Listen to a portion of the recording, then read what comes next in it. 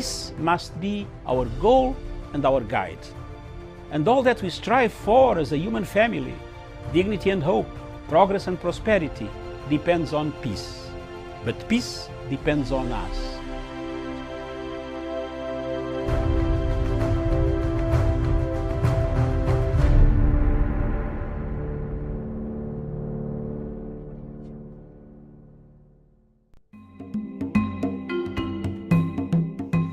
Viewers and the comrades, the people, the Pan-African people of Africa, and mainly the people of Kenya. Elections in Africa create difficulties. Everywhere in Africa, you find conflicts emanating from elections. Results declared, the loser does not come out to concede. Elections, if not well managed, can trigger the worst crisis for any nation in Africa. It is therefore very prudent for the people of Kenya not to buy populist ideas and forget the hinge point of electoral reforms, electoral injustices, electoral systems, mechanisms that can change Kenya and bring a credible results of an election where the losers and the winner will agree this was a fair contest. Given that circumstances, the circumstances that surround our badly managed elections, Kenya faces this challenge.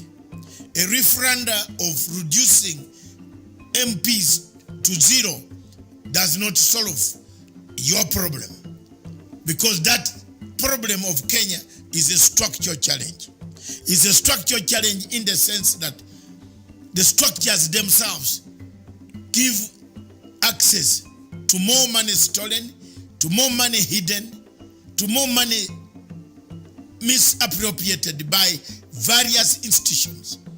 Therefore, to have credible electoral reforms, credible electoral systems, credible electoral mechanisms will resolve 1/3 of the Kenya's problems, in that we shall have credible, proportionally elected people who represent all the views of the people of Kenya.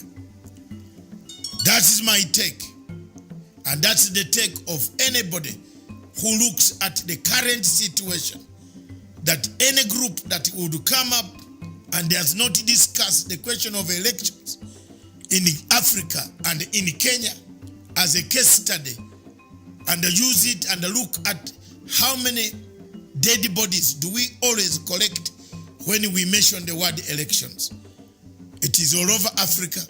In Uganda, it is happening. In Zimbabwe, as we speak now, they are on the streets of Harare. It's because of elections.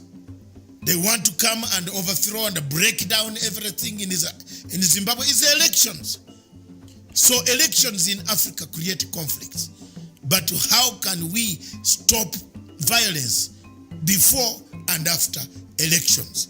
Is through proportional representation of the model of South Africa, which has held elections, but there's peace on the streets of the cities. Thank you very much, viewers. Thank you very much, my people of Kenya. That's my message. I stand to be corrected, but I think it is only until you get a proportional representation system that will deliver every part of this country into your house of representation, into your elections, is when stability and tranquility will be permanent forever in this country. Thank you.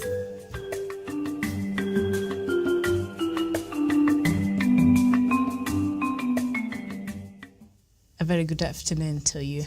It's a few minutes past 3 p.m. here in Nairobi, East African time. My name is Miriam Ogutu, and the show is Diaspora Dispatches, where we get to look at the news making headlines across the continent.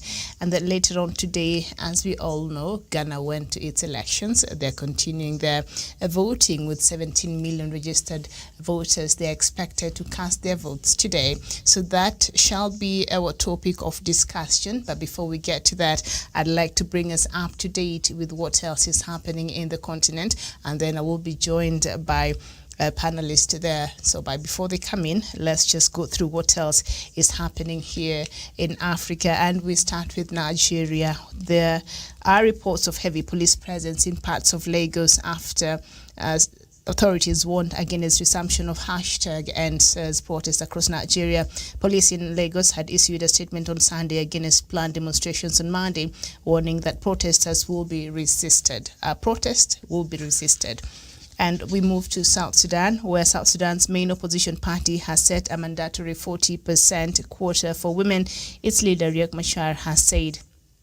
The Sudan People's Liberation Movement in opposition, SPLM-IO, said the move was informed by the contribution women made in the struggle for independence from Sudan. The party joined the country's unity government in February last year in a peace deal aimed at ending 6 years in civil war. The unity government is in power for a transitional period of 3 years that will end in fresh elections. And then we head over there to Ghana, which I've said there will be our part of our discussion today. As I've told you, the Ghanaians have gone to the elections today, and polling stations have opened in Ghana as voters elect a new president and 275 members of parliament. President Nana Akufo-Addo is seeking a re-election for a second term and faces a challenge from former President John Mahama. This is Ghana's 8th election since the return of multi-party democracy in 1992. Polls open at 7 a.m. local time and are expected to close at 5 p.m. and more than 17 million Ghanaians are eligible to vote in the elections. COVID-19 protocols are expected to be followed and also be enforced, and those not wearing masks will not be allowed to vote. People have also been advised to return home after casting their ballots.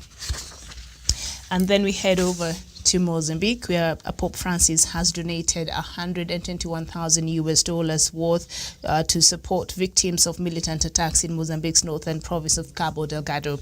It followed an appeal by the Bishop of Pemba, Luis Fernando Lisboa, to help thousands of people forced from their homes by the Islamists. They have been staging attacks in the gas-rich province since 2017, and about 430,000 people have been left homeless by the conflict. And then we head over to the DRC, where the president of the Democratic Republic of Congo, Felix Tshisekedi, has set out his plan to break months of political deadlock with supporters of his predecessor, Joseph Kabila. In a televised address on Sunday, Mr. Tshisekedi said he would appoint an official to build a new coalition majority in the National Assembly, which is dominated by Mr. Kabila's followers. He said he was prepared to dissolve the assembly altogether if necessary. In recent days, the UN Secretary General and the head of the African Union have voiced concern about growing tension between Congo's rival political blocs. Mr. Tshisekedi came to power nearly 2 years ago as a result of a deal with Mr. Kabila following election which were widely seen as fraudulent. And then we go to Cameroon, where regional elections took place in Cameroon yesterday, with residents voting for the first time for members of the country's upper house of legislature. Local representatives Sunday voted to appoint councils in all 10 regions made up of delegates and traditional rulers.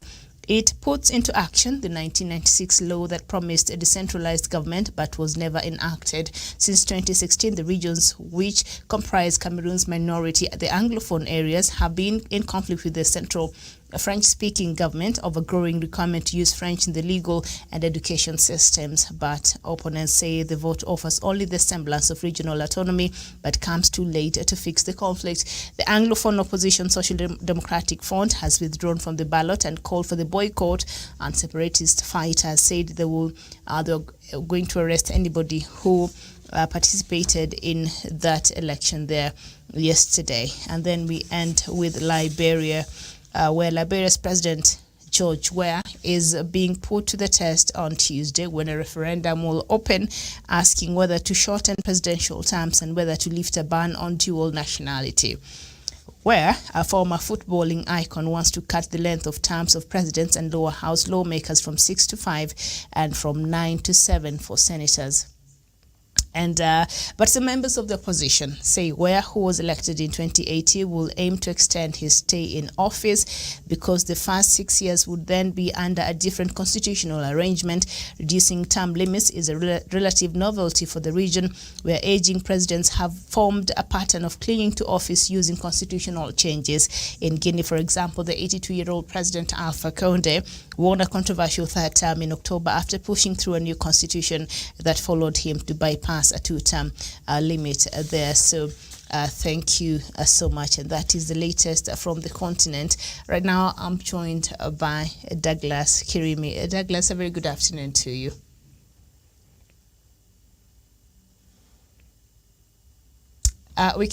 You're muted there. And a very good evening, good afternoon to you, Miriam, and all our viewers across the world.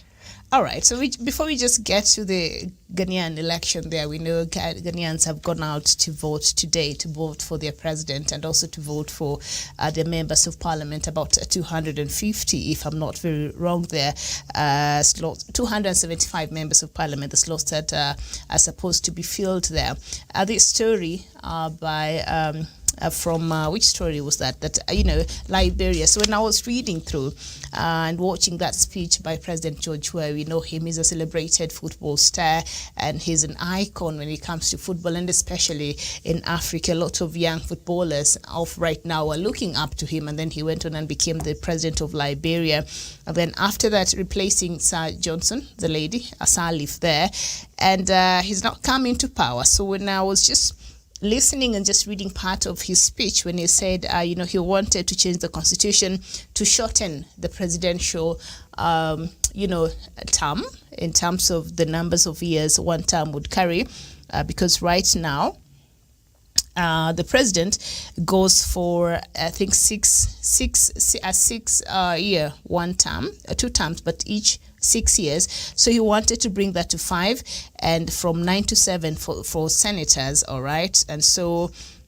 I thought that is a good idea. He wants to shorten, the number of years for the terms of the president. But then again, that reminded me, and also that was captured there, and that is worrying even people there in Liberia, is that is what President Alpha Conde did, and that is what the president of Ivory Coast, Alassane Ouattara, did. He said the constitution was changed, and then it changed the term limits. So the 2 terms that are already served does not count. The 10 years I've been your president, forget that. I'm starting afresh because now this is under new dispensation of our constitution. So that is just how clever our leaders, sometimes act in this continent. So our critics there are right in them worrying about President George Weah wanting to extend his term by changing the constitution.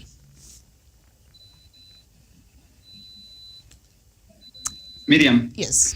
You see, for people to be able to understand what